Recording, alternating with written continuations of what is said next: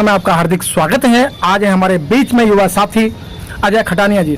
अजय खटानिया जी, आज पूरा देश त्राही त्राही कर रहा है। आप युवा हैं, युवाओं को नौकरी नहीं मिल रही और सारा देश बेच दिया गया है। वर्तमान सरकार ने चाहे रेल है, एयर इंडिया है, BSNL है, MTNL है और जो रेलवे की जो 7 प्रोडक्शन है वो सभी बेच चुके हैं। तो क्या लगता है कि युवा को नौकरी मिलेगी, या ये जो इस समय जो एक माहौल इस तरीके से बना दिया गया है कि पूरा ही युवा परेशान है और जो बिजनेसमैन है वो परेशान है, तो आप इस देश को कैसा देख रहे हैं? देखिए, सबसे पहले हमारे लिए जानना जरूरी है कि जितना सब आपने बताया बेरोजगारी या निजीकरण, मैंने नहीं बताया है, उसकी मूलभूत समस्या क्या है। समझ पा रहा हूँ, मैं समझ पा रहा हूँ कि उसकी मूलभूत समस्या क्या है। इसकी सबसे बड़ी समस्या ये है कि सरकार जिस तरह से राष्ट्रीय चीजों का निजीकरण कर रही है। निजीकरण करने का मतलब सबसे पहले हमें समझना चाहिए निजीकरण है क्या। निजीकरण है कि एक व्यवसायिक रूप से हम कोई एक एम्प्लॉयशिप निकाल रहे, कोई नौकरी निकाल रहे तो रेगुलर समय के लिए होती है। जैसे गवर्नमेंट जॉब की बात करें तो कंटिन्यूस 30 साल के लिए होती है, एक फिक्स अमाउंट में होती है कि इतना उसका सैलरी रहेगी और उसके बाद उसकी पेंशन योजना भी है। निजीकरण ने क्या कर दिया है कि सारे उन चीजों को हटाकर प्राइवेटाइजेशन में डाल दिया है। प्राइवेटाइजेशन में एक वो एम्प्लॉय जिसने LLB किया है, एक वो बंदा जिसने MBA किया हुआ है, एक वो बंदा जो ग्रेजुएट पोस्ट ग्रेजुएट है, उसकी बेसिक सैलरी आज की डेट में क्या है निजीकरण के बाद 12 से 13 से 15 हजार। यही टॉपिक अगर हम बात करते निजीकरण से पहले की तो वहाँ उसकी बेसिक सैलरी हुआ करती थी 30 से 35 हजार। अब वो चीज इस बदलकर ज्यादा लेवल पर आ चुकी है। लोगों ने सरकार ने प्रोडक्शन को बढ़ाते हुए निजीकरण को जो किया है, निजीकरण हमारे देश की सबसे बड़ी बीमारी है। अगर हमारे देश से किसी भी तरीके से निजीकरण को अगर हम खत्म कर सकते हैं तो मेरा मानना है कि देश से बेरोजगार, अशिक्षा और बहुत सारी ऐसी बीमारियां हैं जो देश की दूर हो सकेंगी। क्योंकि इस समय में मेरा अपना मानना है कि सबसे बड़ी जो बीमारी है देश की वो निजीकरण है। हम बात कर सकते हैं इसमें, हम जैसा आपने बताया रेलवे की बात कर सकते हैं, सरकार द्वारा जाहिर है, और जितनी भी गवर्नमेंट की चीजें हैं वो सारी है। हम टीचिंग लेवल को ले लेते हैं। टीचिंग लेवल पहले सारा गवर्नमेंट सेक्टर में था, अब आधे से ज्यादा प्राइवेटाइजेशन में जा चुका है। तो प्राइवेटाइजेशन जो है सबसे बड़ी बीमारी है।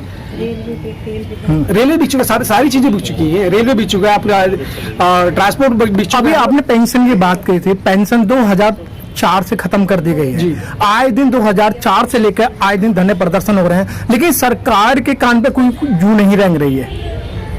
देखिए, जहां तक बात है पेंशन की, तो मैं यहाँ पूरी तरह समर्थन नहीं करूंगा कि पेंशन को पूरे तरीके से लागू करना चाहिए। यहाँ हर इंसान के अपने विचार है। मेरे विचार ये कहते हैं कि एक युवा, जैसे कि अगर हम अपनी बात करें या किसी दूसरे की भी बात कर रहे हैं, एक पहले क्राइटेरिया हुआ करता था कि किसी इंसान ने 10th क्लियर की, 12th क्लियर की, उसे पर्टिकुलर गवर्नमेंट जॉब मिल गई और आफ्टर एक सर्विस उसे गवर्नमेंट से रिटायरमेंट मिल गई, जिसको पेंशन भोगी हो रखा है। सरकार को यहाँ कुछ क्राइटेरिया निर्धारित करने चाहिए कि चाहे वो हर 5 साल बाद, चाहे हर 10 साल बाद, निजीकरण ना करके हमें किसी भी ऑर्गेनाइजेशन का, चाहे रेलवे हो, 10 साल बाद, 5 साल बाद एक रिव्यू टेस्ट दोबारा होना चाहिए, जिसमें अगर वो परीक्षार्थी पूरी तरह से परिपूर्ण पाया जाता है, पूरी तरह उस परीक्षा में पास पाया जाता है, तो उसको कंटिन्यू करे, पर किसी भी तरह से किसी भी व्यवसाय को निजीकरण में ना लाए। लेकिन निजीकरण करने के जो तरीके यहाँ इस समय देखा जा रहा है, बहुत ही खतरनाक तरीके हैं। एक तो निजीकरण होता है कि हमने कोई संपत्ति खरीदी, उसमें हमने वो कोई बिल्डिंग बनाई, बिल्डिंग बनाने के बाद में हम वहाँ कोई काम करने लगे। लेकिन यहाँ देखने में ये आया है, रेल हमारी, पटरी हमारी, स्टेशन हमारा, ड्राइवर हमारा, गार्ड हमारा, लेकिन जो उसकी आमदनी होगी सिर्फ और सिर्फ उसी पर निजीकरण। ऐसा क्यों? देखिए, इसका मेन जो कारण है वो समझने वाली बात है कि सरकार का जो रुख जा रहा है, शब्द मेरे शायद कटु हो सकते हैं, सरकार का जो रुख जा रहा है वो सिर्फ एक ही तरफ है कि किस तरह से जनता को बरगलाकर, बहलाकर, फुसलाकर, इनको बेवकूफ बनाकर लूटा जाए और अपनी जेबें भरी जाए।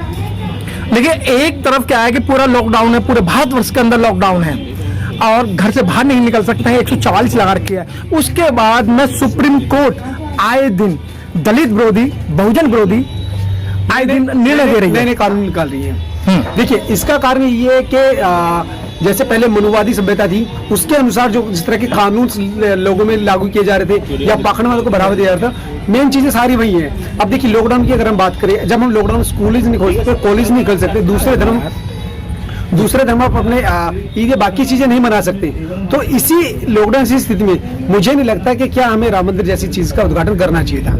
ये इस समय देश को जरूरत थी अच्छे रोजगार को बढ़ाने की, ताकि जो आज का युवा इस समय जो बेकार हुआ है, लॉकडाउन से जो परेशान हुआ है, उसको इम्प्रूव किया सके। दूसरी जरूरत थी स्वास्थ्य की, लोगों में जो बीमारियां फैली है, लोग जो शारीरिक रूप से जो कमजोर हुए हैं, हाँ। लोग जो शारीरिक रूप से कमजोर हुए हैं, जिनको फाइनेंशियली टूट चुके हैं, शारीरिक रूप से टूट चुके हैं, उनको इम्प्रूव करने की, ना कि हमें किसी भी तरह के इस तरह के ऑर्गेनाइजेशन को ओपन करने की। देखिए अजय जी, जो आप कह रहे हैं राम मंदिर की बात कर रहे हैं, राम मंदिर ही तो चाहिए बहुजन समाज को। देखिए, राम मंदिर आपको खाने को नहीं देगा।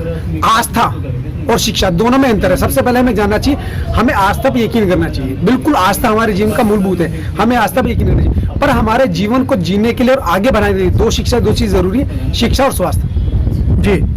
लेकिन शिक्षा और स्वास्थ्य पे ही इस समय गवर्नमेंट मात्र और मात्र कुछ ही % पैसा खर्च करती है। बिल्कुल, मैंने जैसा आपको अभी 2 मिनट पहले भी कहा कि लॉकडाउन में अगर जरूरत थी तो सबसे ज्यादा जरूरत थी रोजगार की और स्वास्थ्य की।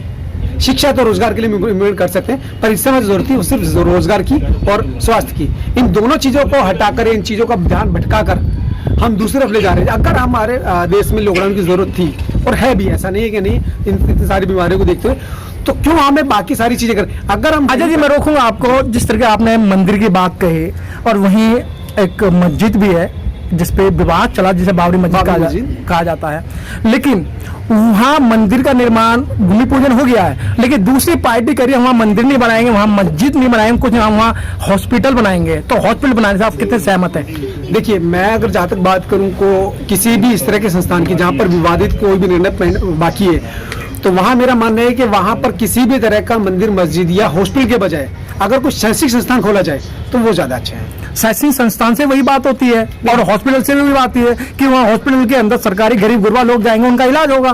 नहीं, वो डिपेंड करता है कि वो ऐसा, क्योंकि हॉस्पिटल खोलने के बाद निजीकरण की संभावना बहुत ज्यादा है जी। और शैक्षणिक संस्थान में उम्मीद कर सकते हैं कि एक अच्छा युवा, एक अच्छी जनरेशन हम देश को दे रहे हैं, हम एक उम्मीद की जा सकती है। बट अगर हम हॉस्पिटल की बात करते हैं तो वहाँ हमें बहुत ज्यादा उम्मीद है निजीकरण की। लेकिन आज युवा जो ये नौकरी की तलाश में, उन्हें नौकरी नहीं मिल रही। एक M.Tech, B.Tech, B.Ed, LLE, LLB, LLM करने के बाद में भी आज वो सड़कों पर हैं, लेकिन वो अपनी आवाज नहीं उठा रहे हैं, सरकार से क्वेश्चन नहीं कर रहे हैं। क्या कारण है? देखिए, इसका कारण है कि हम लोग जो लॉलीपॉप चूसते हैं ना, उसका टेस्ट बड़ा प्यारा है। हम लोगों को नहीं चाहिए, जैसा कि अगर हम बात करें, हम लोगों को नहीं चाहिए शिक्षा, हम लोगों को नहीं चाहिए समाज, हम लोगों को स्वास्थ्य नहीं चाहिए। हम लोगों को चाहिए, जैसे अभी पिछले दिनों की बात की थी, मैं किसी एक पार्टी का विरोधी नहीं हूँ, ऐसा कि भाई मैं बात करूँ मोदी जी के किसी बात की, पर एक मानसिकता का मैं विरोधी जरूर हूँ। मेरा अपना मानना है कि हमें अगर बीमारी है तो बीमारी डॉक्टर के इंजेक्शन से ठीक होगी, बीमारी घंटी बजाने से ठीक नहीं होगी। तो इस समय जो भी स्थिति रही है, जैसा भी रहा है, उसमें जरूरत थी शिक्षा की, स्वास्थ्य की। और हमारा जो युवा है, हमारे युवा को संतुष्टि मिलती है शिक्षा स्वास्थ्य से नहीं। शिक्षा और स्वास्थ्य से संतुष्टि नहीं मिली, उसे संतुष्टि मिलेगी डिग्री जाने से, उसे संतुष्टि मिलेगी नमाज पढ़ने से, उसे संतुष्टि मिलेगी गुरुद्वारे जाने से।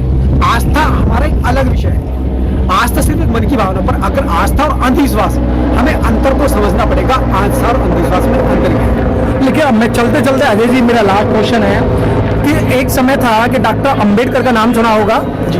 डॉक्टर अंबेडकर ने अपने 4 पुत्र, अपनी पत्नी को भी इस समाज के खातिर विदा कर दिया। उन्होंने अपने बच्चों को नहीं देखा, लेकिन आज उनके लिखे हुए संविधान को तार तार कर कर जंतर मंतर पर जलाया जाता है, जगह जगह जाके उसको फाड़ा जाता है। तो आज उस संविधान को कैसे बचाया जाएगा? देखिए, जहां तक बात है संविधान को बचाने की, तो उसके लिए सबसे पहले जानना जरूरी है कि संविधान है क्या। इस देश में सबसे बड़ी समस्या ये है कि आज का जो युवा है उसने कॉन्स्टिट्यूशन पढ़ाई नहीं है, ना कोशिश की जा रही है, और पढ़ा भी है तो सिर्फ इतना जितनी उसके काम की एक लाइन होगी। मेरा मानना है कि अगर हम अपने कॉन्स्टिट्यूशन को पढ़ लें तो हमें आधे से ज्यादा में जानकारी है कि हमारे लिए क्या सही है, क्या गलत है, पारिवारिक परिवेश में क्या सही है, मेरी शिक्षा के अधिकार क्या है, मेरे स्वास्थ्य के अधिकार क्या है, मेरे समाज के अधिकार क्या है, मेरे परिवार, मेरे बच्चों, मेरे माँ बाप के अधिकार क्या है, और मुझे उसके लिए क्या करना है, किसका दरवाजा खटखटाना है। अगर मुझे अच्छे रूप में स्वास्थ्य नहीं मिल रहा है तो मुझे किसका दरवाजा खटखटाना है, मैं अपनी बच्ची को नहीं पढ़ा पा रहा हूँ तो किसका दरवाजा खटखटाना है, मुझे जानकारी होनी चाहिए। तो अजय जी, आपको लाखों लोग देख रहे हैं इस समय, तो आप उन युवाओं से क्या संदेश देना चाहते हैं?